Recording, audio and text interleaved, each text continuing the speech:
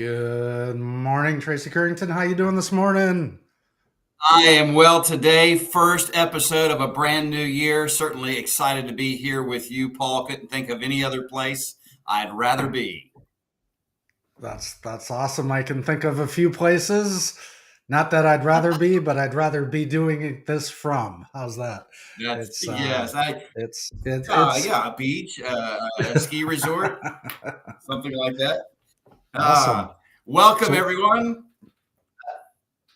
Go ahead, Paul. oh, I'm sorry. I was just gonna say, what are we talking about today, Tracy? Well, you've heard it said that if you always do what you've always done, you'll always get what you've always gotten.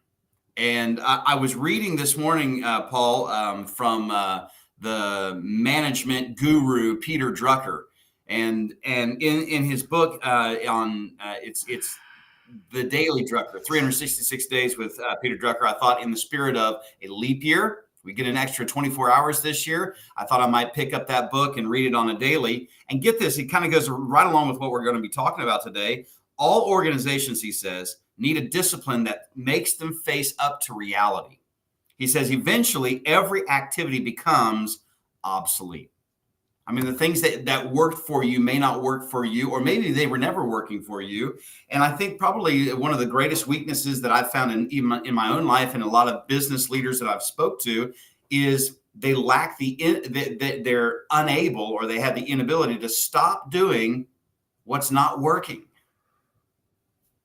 And so, like, we were talking about this even before we went live about what's not working. You mentioned you just get into failure faster.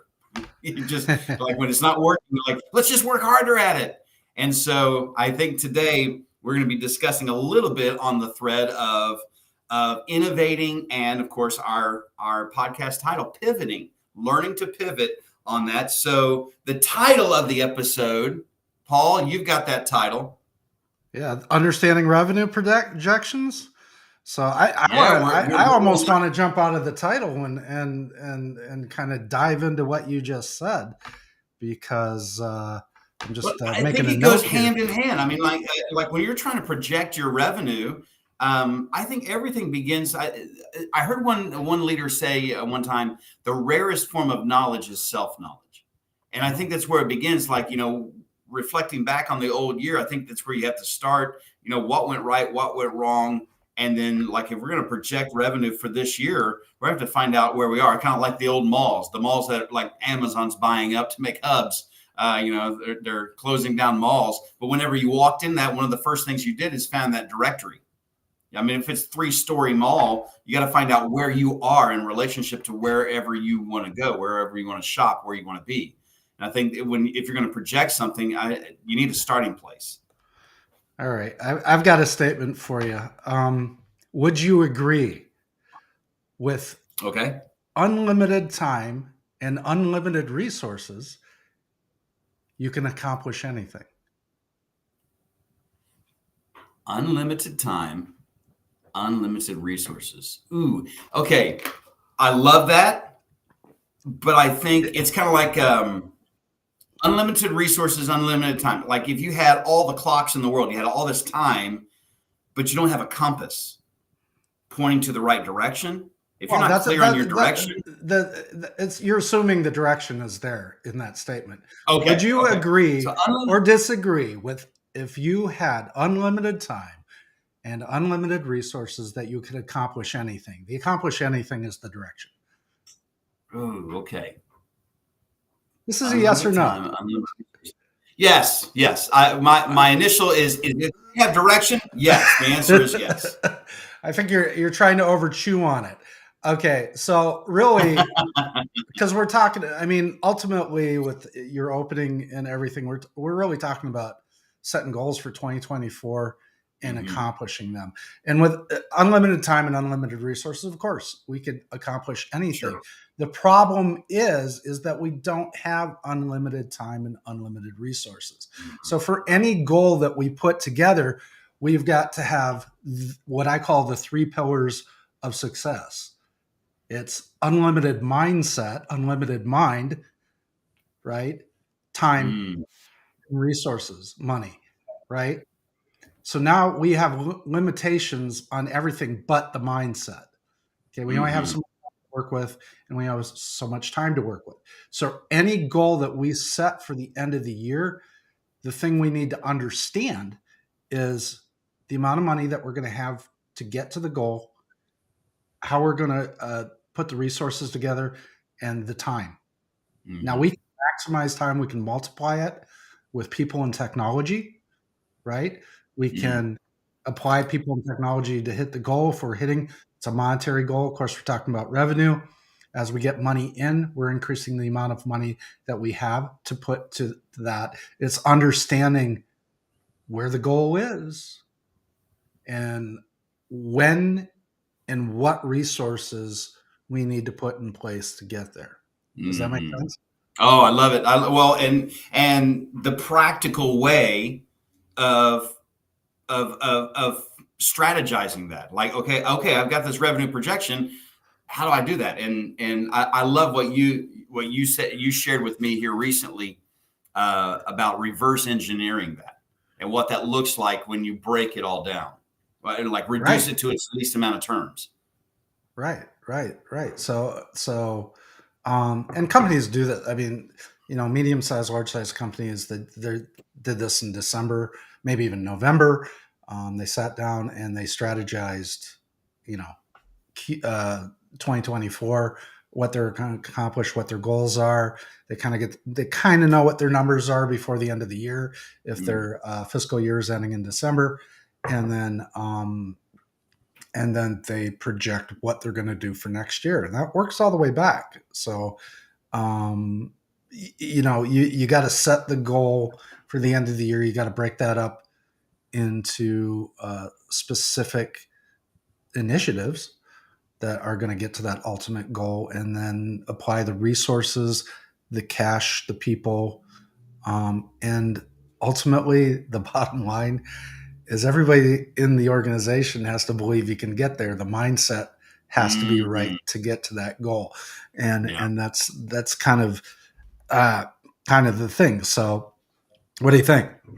I love it. I just got this kind of like this image of the if you've ever seen the old movie Ben Hur, Charlton Heston. He was like Oh, a hero of mine. And when he's at the oar and they're all rowing, and I was just thinking about if everybody in the organization that boat, if they have their oars and they're all rowing in different directions, they are not going anywhere. And so the belief that, has to be that like together, like the word team, TEAM, together everyone accomplishes more.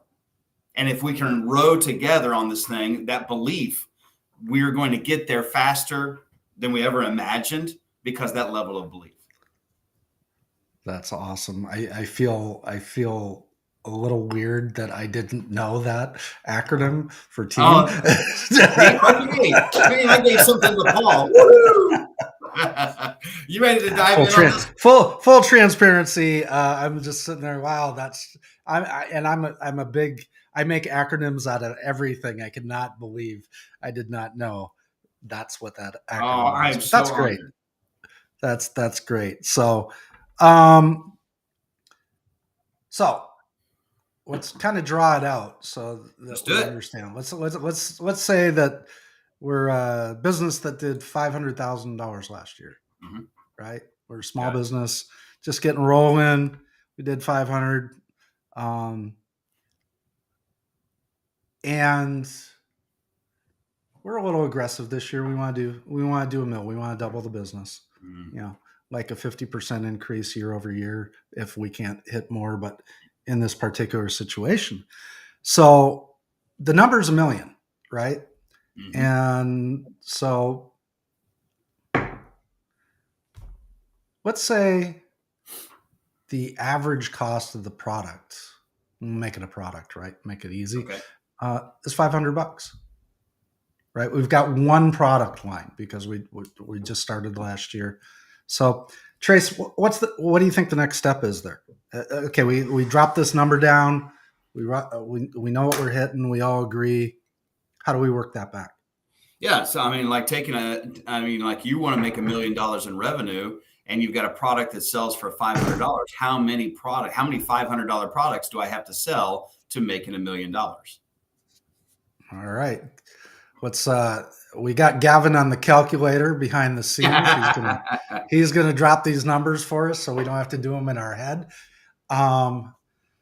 So that's 2,000. Is that right? Yeah, that's about right. So we need 2,000 new customers. So last year we did 1,000 customers based on our marketing and understanding our conversion rate, and all that. We need to add additional 1,000. So, by the way, I got 2 salespeople that are like cranking it. Right? They cranked out that $500,000. Boom, boom, boom. All right, they're at capacity. So what's the thing I got to think about as I'm putting this number up?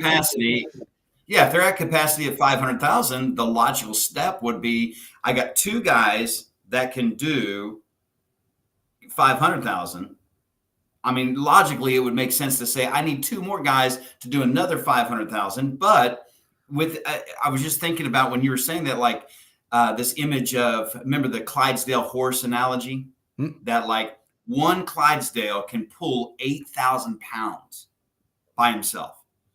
2 Clydesdales can pull 24,000 pounds. So like when you get 2, there's this triple effect. And I know you were in this space a whole lot longer than I've ever been in that particular space. If you add one more salesperson to that team of 2. Now the capacity level the ceiling has raised significantly. Possibly. Do you actually need 4? So that's what we would call a synergistic study, right? Can I apply a little bit more leverage to get, and your Clydesdale thing is perfect, but we want to understand the synergies that can be created as we add certain people. So we were going to go there, but I don't think we can go there on the sales side because the sales guys are at capacity. It's almost a 1-to-1, right? If they're doing, now I can create efficiencies by making them better salespeople, right? So here's where you would get to that. If I've got 2 salespeople that are at capacity right now, but they have a 40% closing ratio based on the amount of leads that come in, there's room for improvement there, right? If I can 40%. get both of those guys up to 70% closing ratio, then they are actually improving their efficiency. And even though they're at capacity, it can increase because they're better at their jobs. Yeah. Right? Yeah. Does that make sense? Right? Love it. So that's efficiency. Right? That's really what we're talking about there is efficiency. If I got 100 leads come in and both sales guys are closing 50, they're at 50% close ratio. But if I can increase through sales training or through a change in sales process that improves the closing ratio, and I can get them both up to 70%, I've increased revenue. I've dropped my cost of customer acquisition.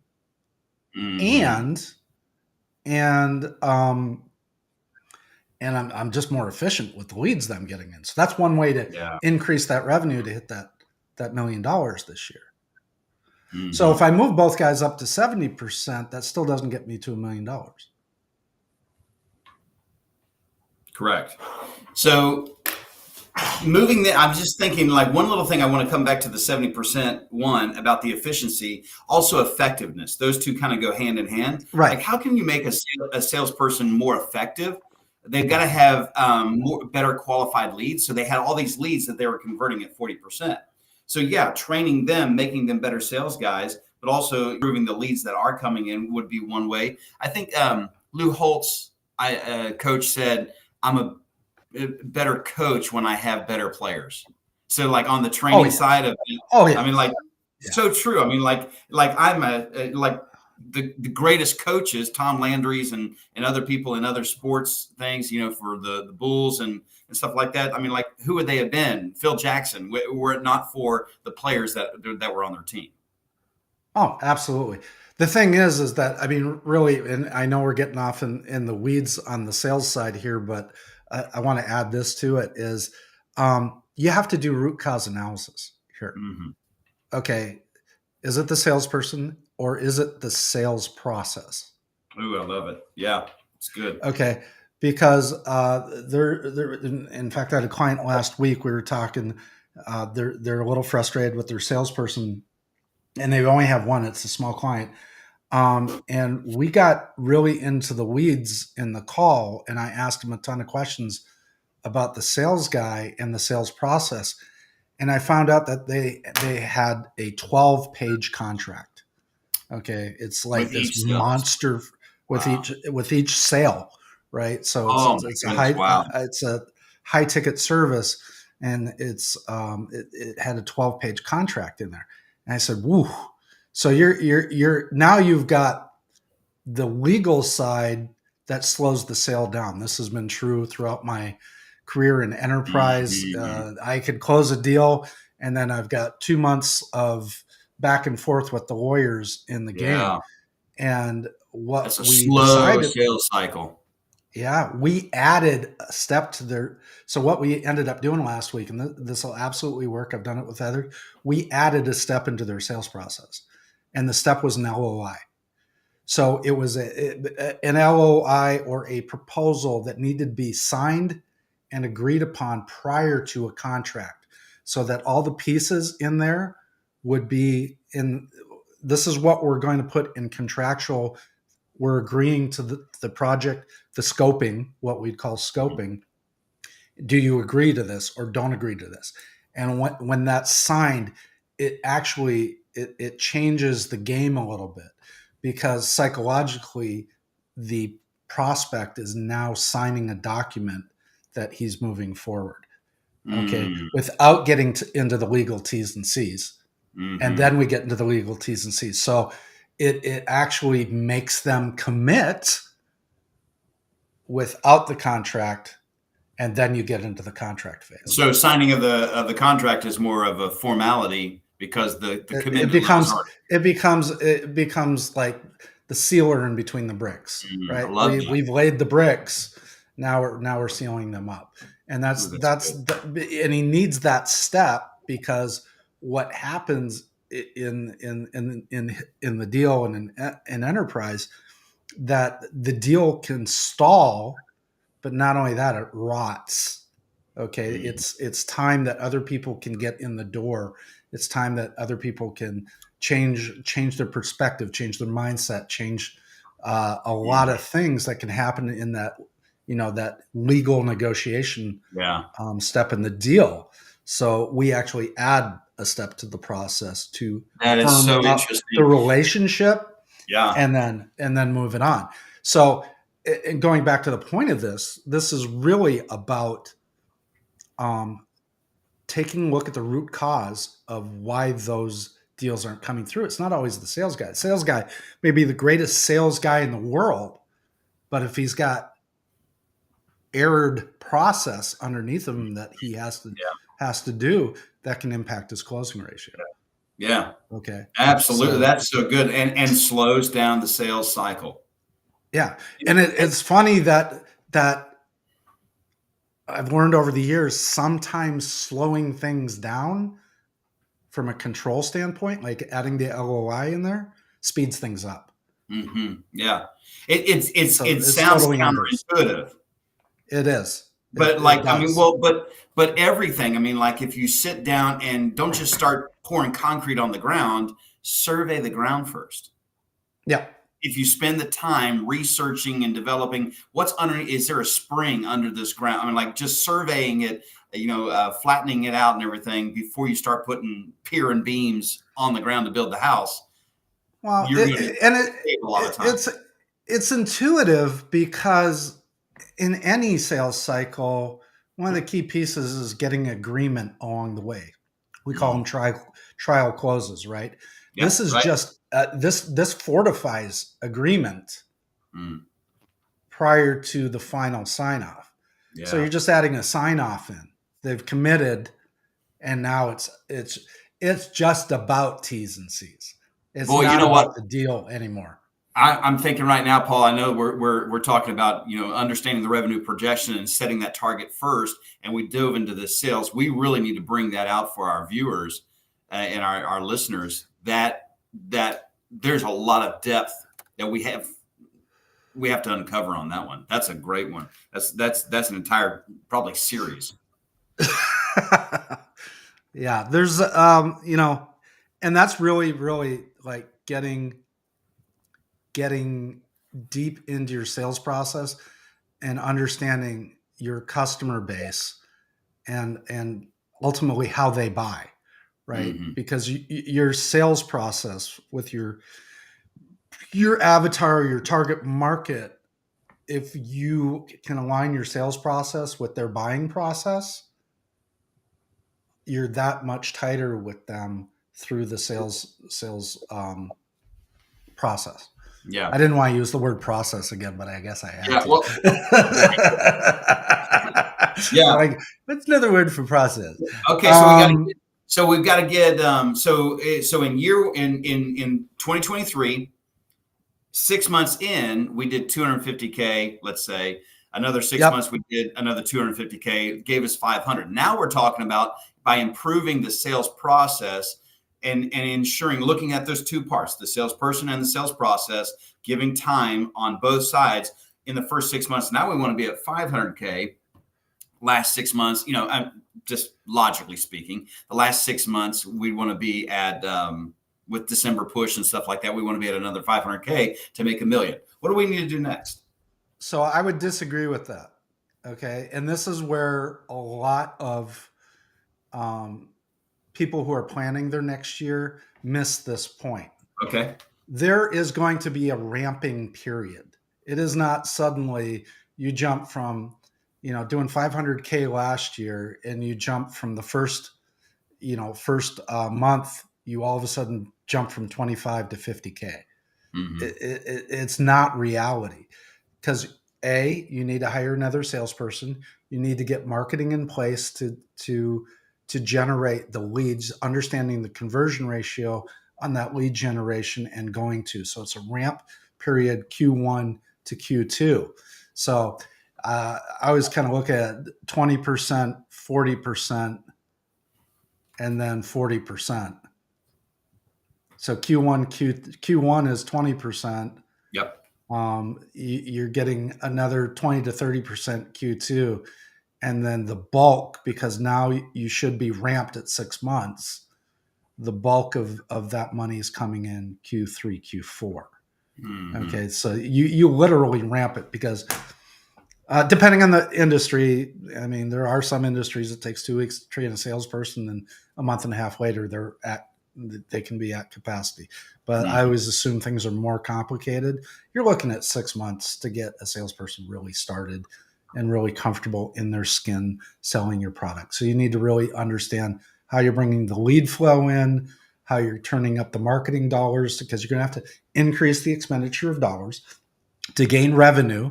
You have to increase expenses from a marketing and sales perspective to get those incremental jumps in revenue. And then we have to look at the delivery side, right? Mm-hmm. Because do I need more people to deliver? That's where we do your synergy study, right? Mm-hmm. It's like, okay, so we're shipping out a product at $500 a piece. Our delivery is really assembly and shipping. So do I need more people to assemble because I've got more product, or are my processes not at capacity yet? So Mm-hmm. that's a question. Do I need more guys in the shipping room, to ship out an extra, double the shipping per day? Well, my guys are in the back. They spend half their day sweeping the floor, so I've got capacity there. So that's where now that synergy goes. I can go to that $1 million with the same amount of people over my ops side because we're not at capacity yet. My Mm-hmm. big question for this year is really all about the sales side. So Mm-hmm. I can definitely work into that. So it's a this is such an important exercise done in December, and hopefully everybody has done it, and we're kind of closing it out, but that you're in the room and your department heads are going, okay, to hit this, to hit that number, I need this, and Yeah. I need this, and I need this, and I need this, and we got to do this. And then you set up your goals and your rocks and all of that stuff to hit those goals at certain time periods, so you know when to flip the switch and throw out the resume requests or the job requests, to get more people. Or, a lot of people don't think about this. I might need to get a loan first quarter to Hmm. fund the growth Yeah. so that I can do the second quarter. How's that going to impact? Um, and is the ROI going to be there? We're probably going to take a hit and drop our margin the first two quarters because we're expended so much, and then Hmm. regain that margin on the back quarters, because we also need to understand when we do all this, what's our free cash flow going to be at the end, or for some companies it's EBITDA, earnings before distributions and taxes and all that good kind of stuff. So we kind of need to look at all of that, and build a model for the year so that we know what trigger points are going to make us do what when. So that goes back to the original statement of mindset, time, and resources, Hmm. Yeah. and the Yeah. expenditure of those. And that mindset has to be clear if you're going to go drop a loan. I mean, because I think that you can dive into from that launch pad, you can dive into the risk management side. That's also a topic that we'd like to discuss. But like, okay, we're going to do this. We're gambling on ourselves. We're betting on ourselves in Q1 that by the time we get to this, 6 months from now, we've got that new guy trained. I mean, we're making the revenue to where this loan was a good stewardship of our resources that we have coming in, because our margins have dropped in the first 6 months. Absolutely. Yeah. Yeah. Absolutely. One thing I want to share, and it's not necessarily off topic, but it's just another way of looking at when we're talking about the processes and the person. I work a lot, as you know, with quick service restaurants, and a lot of those buildings, the facility itself, they were only built to sustain a certain amount of revenue. So there's a Mm-hmm. restaurant in our town that it was built to house about 2.5 to 3 million a year. And in the last 10 years, it'll celebrate its 10th year this year, actually. And in 10 years, it's now 10.5 million. So now think about like they went from 48 on staff, full roster, like, well, one shift would be about 48. Now they're at 98. So I mean, like they got now more team, more volume. They've had to double and triple their drive through coming in, add more concrete, add more parking and everything, because the building itself was only built to accommodate 2.5, 3 million, because the projection was probably in this area we're only going to, I don't know how they do that based upon the traffic, the inflow, the town size, what the expectations are, but in 10 years they've more than tripled, and so they had to grow. So one restaurant that I'm working with right now, they doubled their revenue from last year to this year. I'm so happy for them, and they're like, I don't know how we can do any more volume. They've actually hit their lid because they don't have room to expand their drive-through. And so by making one little tweak, we moved their beverage dispenser. Was from where it was to moving it over to where one person right now they got one person doing cash, window, and beverages. We moved their beverage dispenser over, just that little move, to where they have one person only on beverages. It freed the other person up. And now just that little 20 seconds they earned back on every guest. Now their ceiling went whoop, and Mm-hmm. now they've got room for an extra, 3K a day. And that adds up over time just by making little, environmental changes. I just wanted to throw that out there, that we just don't leave No, any stone unturned. I think it's an important point, because a lot of people, you hear this, and some companies, we've been doing it that way for 20 years. That's immediate pop in my Yes. head going, this is a good time to look at your processes because Yep. you haven't touched them in 20 years.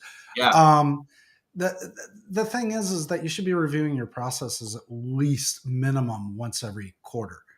Okay, because you get inspired by what's going on. And I would say to that company that they should have seen that coming. They should have Mm-hmm. known their lid, right? And it goes to that planning.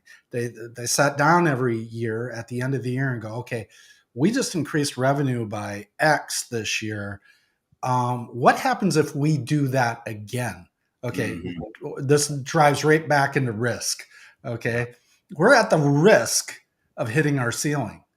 Mm-hmm. So, a couple of things we can look at to do that. You did an awesome job by looking at their process first before you did any real, changes. You sat down, hey, maybe we could gain a little bit of efficiency here if we just move this here. I used to be in the restaurant industry, as you know, and I can tell you that I have configured a kitchen twice in the matter of 4 months to gain efficiencies Yeah. on the line at a gourmet restaurant. We reconfigured it a couple of times because we had guys bumping into each other. There Bottlenecks. was crosstalk. We did a cross kitchen, and then we did a full straight line, and then we went back to a modified straight cross kitchen, and that was the key, because when the last garnish was put on, it was on the serving rack, Mm-hmm. right? So it ended up that we avoided hiring two more cooks because of the efficiency of the kitchen. Mm-hmm. Okay, so that's a great example. I love kitchen examples because it's easy to see. Yep. Um, there's other things I watched. Chick-fil-A here in Minnesota reconfigured because they knew pre-pandemic they anticipated the inside dining rooms were closing. They needed Yep. to triple capacity going through the drive-through, and they had no time to build. Right, Mm-hmm. that was an unknown consequence. I mean, there was just it was an unknown risk, I should say. Yep. Um, they had no idea a pandemic was coming, and they were set. Their dining room was the right size. It's definitely a $10 million business in that one location. They changed to a double, even though they had one window. They changed to a double drive-through. They set up stanchions outside with umbrellas, and they had people taking orders out on the side, and they changed their process to fit the thing, and that was unknown. Now 2 years later, guess what? They've got a triple out there that's Yep. completely full, and the dining room, because they had the ability to do that. So in the strategic planning process every year, if you're doing 30%, and it sounds like they did 100% Mm-hmm. increase in revenue, you have to anticipate, okay, we can grow it another 100%. What is it going to take for us Yep. to deliver Mm-hmm. on that? What are our risks involved in that, right? If we Because the last thing you want is start turning customers away. Mm-hmm. If you turn customers away, they don't come back, Yeah. Well, and those may be your long-standing customers. and coming back to I loved your piece on mindset and belief and having everybody on belief. I mean, like, what do we believe is going to be able to move us to that $1 million mark? It's almost like coming back to the drawing board and say, hey, what are we unwilling to do to hit that $1 million mark? Like, well, this worked for us last year. Yeah, but catering won't work. I mean, catering went away in 2020. It was done. Mm. And then it really hasn't come back like it was doing before. So, like, just considering, like you said, I mean, we were. I loved your analogy with restaurant, the Chick-fil-A, because Truett Cathy always preached restaurant is restoration. You're refreshing, you're restoring. He never said, do you need more drink? He talked about may I refresh your beverage? Just the language alone, because you were in a dining room, you were a slower pace, but that all changed. And so Chick-fil-A had to be Yeah. willing, even though that was their history, that was their heritage, they had to be willing to adjust and be flexible if they were going to go. And that's what made this particular restaurant was a Chick-fil-A. That's what allowed it to 3x the target that they never thought they were able to hit before in that area, and double and triple their drive through. So getting back to the point of risk analysis, so what if you were to define it, Tracy? What would you define risk analysis? Where are the parts that could slow us down, could really hinder us when we analyze okay, we've got this idea, we want to do this, and this because we believe in this, and this. What are the things? What could happen? So when I'm thinking about risk, I'm thinking about all the things what are the possibilities? What could happen? And I hate to get too deep in, like me personally. I'm squeezing a trigger, see what falls out. And my wife is not that person. She's like, let's wait a minute. She'll hang out in the risk analysis a little bit long. But I think you're just analyzing potential risks. What are the things that could happen in this? How would you define it? Yeah, I would say it's taking the time to step back, review your plan, and start identifying the unknowns. Mm-hmm. Well, I Right. like that. And then you've got two things. You've got the unknowns, and then you have the unknown unknowns. You have the known unknowns and the unknown unknowns. And you don't Right. know what So you don't know. you don't know what you don't know. And the real thing is to start. We take a look at an issue or a possible risk, and then we we weight it. Right? Is this going to be catastrophic if this happens? And the probability of it happening. Mm-hmm. Now, if it's a low probability, low weight, we can build a contingency for it, or is it going to create a complete pivot point in the way we do things? And if it's a high probability, we should probably not go in that direction and get creative wrapped around it. So we need to understand. So in your restaurant perspective, I've got a drive-through restaurant, and we want to hit that $1 million mark. We go, okay, we need to build a second drive-through, except that the first drive-through is 5 feet from the curb in the main road, and there's no Mm-hmm. room to build the drive-through. Yep. Right. So now that probability is extremely high, right? It's 100%, and it's catastrophic, right, to that revenue. So how am I going to work around that or build a contingency to do that? Do I do an inline double where I'm serving every other? So there's a lot of ways I can deal with that risk, because I can Yep. build it possibly an inline double where I've got two locations taking orders, and then we're skipping cars and we're serving two cars at the same time through Yep. two separate windows, to increase the efficiency of a Yep. single line Putting process. outside order takers there to make it a little bit more effective, and food carriers, expediters on the outside that are delivering food to the cars that are there. You got three in a parking spot. That you're delivering food to get them out of the drive. I mean, I think it comes back to like what you said. Do you believe that there's a way? Okay, maybe Yeah. pouring more concrete when you're 5 feet from the edge of your property is not the way, but there is a way. Yeah. Adding a 5% discount for them to come into the restaurant and pick it up and order through Yes, the app. right. It's Yeah, an there's app, just an app for your phone an for app. carryout. So the big thing is if you don't do this exercise and really take a look at it, you're flying blind, right? Mhm. I'm going to do $1 million next year. Great. All right, we're just going to do the same thing, and the number is $1 Hope million. is not a strategy. Hope is not a strategy. Exactly. So, and with a strategy, you have to identify what could go wrong. So once again, that you're ready, armed, holstered, and ready to have that fight if it happens. Mm-hmm. And otherwise, you're reactive. And in this way, you can see indicators that risk is going to happen, and be putting things in place to move around it. But you can't do that unless you identify the risks in your growth plan or your strategic plan for the year.